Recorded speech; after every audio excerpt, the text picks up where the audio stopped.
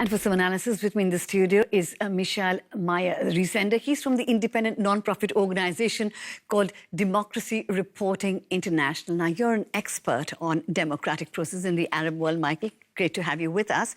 Now, as we heard in our report, despite all the progress made, Tunisia is facing many challenges.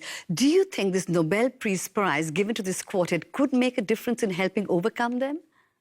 Well, I think it does have a very strong symbolic element here. Many Tunisian friends tell me it gave them the feeling they are not forgotten. There's still a lot of interest in the world in the cause of Tunisia. It gave a real moral boost, I think, and today will be a moral boost to Tunisia. You do have some critics, though, in Tunis who also say this comes almost a little bit too late. At the high point was the adoption of the constitution much more than a year ago in early 2014. And since, things have become very difficult with these terrorist attacks and government problems. So there are people who feel it's almost a little bit too late, this prize. But overall, I think it's an important Remind us again, when we talk of the quartet, there are 4 organizations who are being given this prize collectively. What did they achieve that drew the attention of the Nobel Peace Committee?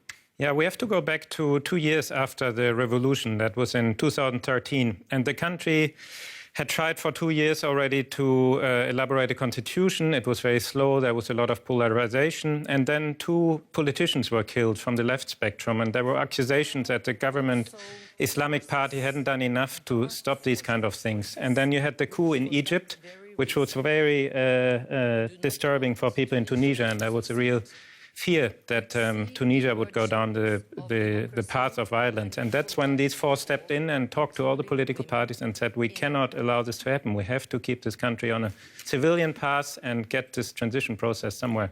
And briefly, how realistic is this thing to have democracy through peace and negotiation when you have groups who dominate the agenda through violent acts of terror? Well, we are in many countries in the region in a situation that gets from bad to worse, there's no question. In my analysis, you have authoritarian regimes and terrorist groups, and in some way they almost feed each other because they provide justifications for each other. And to come out of that hole is indeed very difficult. But we should not forget any kind of war and conflict is resolved at the end through some kind of negotiation and peacemaking. And you cannot get around that fact. Right. Michel Meyer-Resende from Democracy Reporting International. Thank you very much for those insights. Great to have you here. Thank you.